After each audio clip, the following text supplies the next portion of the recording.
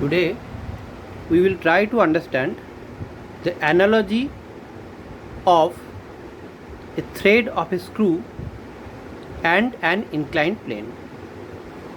As we use inclined plane to raise a weight,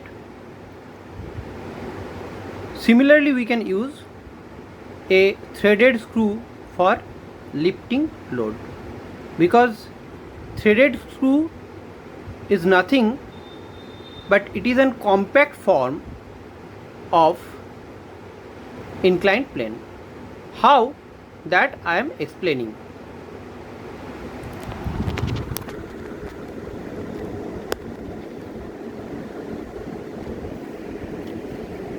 Now this we can consider as one inclined plane.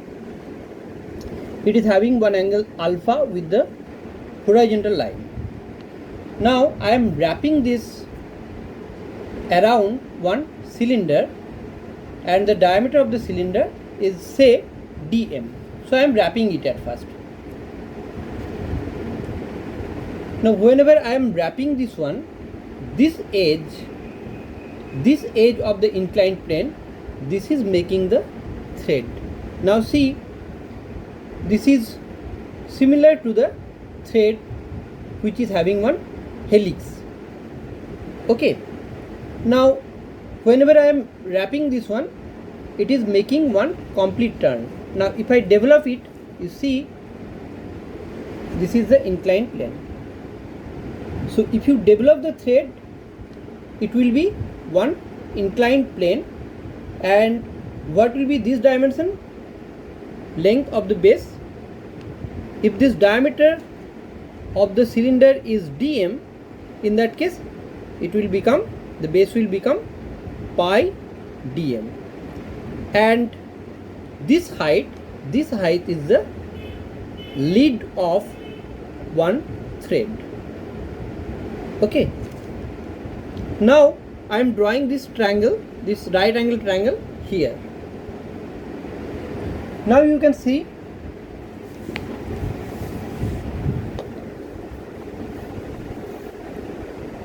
this is the thread. Now this is the development of the thread.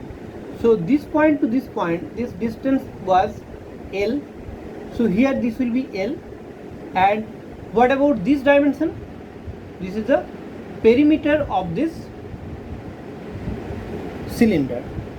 So it is pi into dm. And what about this angle? This angle is the angle alpha, or this is called helix angle in case of thread. Now from this figure easily we can write down tan alpha equals to L by pi dm.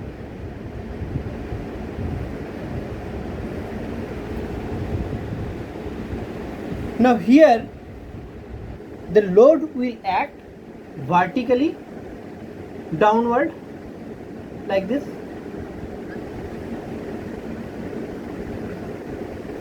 and if we imagine one force P whose line of action is parallel to the base, and due to this force P the load is being raised, in that case we can find out the mechanical advantage. So mechanical advantage in this case will be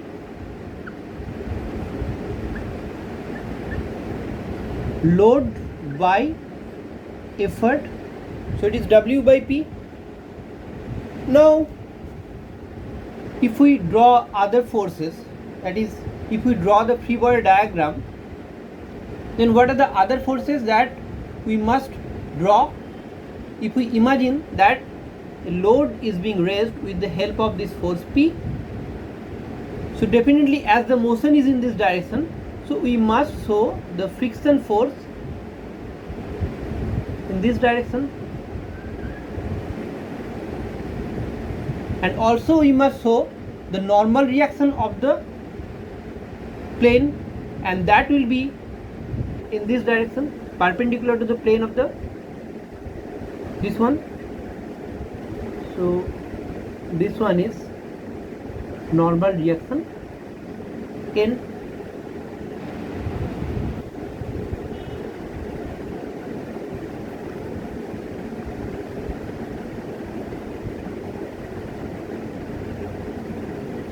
Now if we go for force balancing, that means if we go for summation of all horizontal forces equals to 0, summation of all vertical forces equals to 0, then finally we will see that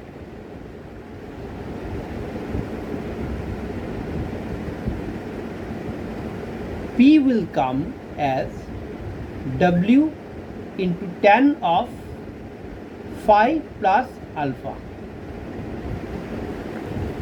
Right now I am not showing this calculation. You can do it easily by this.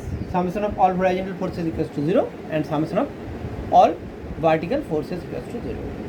So from this, W by P will come as 1 upon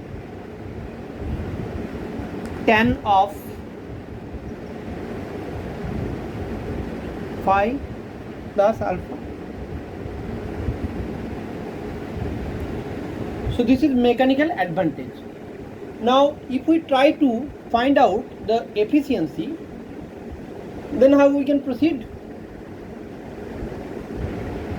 For efficiency, now we will write the equation.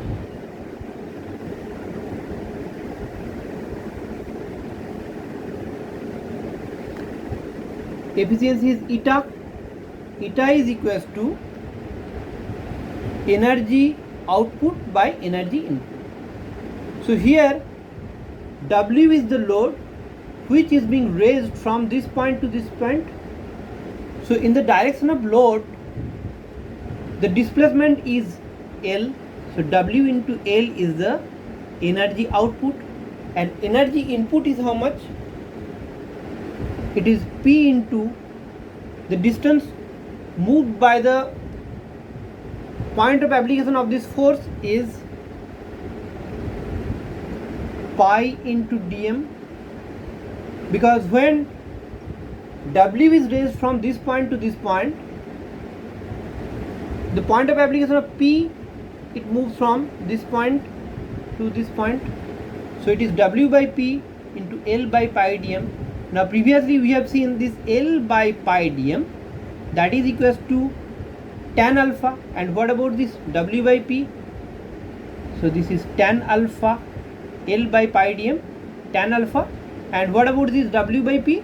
W by P also we have estimated previously, and it is tan of phi plus alpha. Where what is phi? So phi is nothing but it is friction angle. It is tan inverse of mu. So this is the expression for efficiency.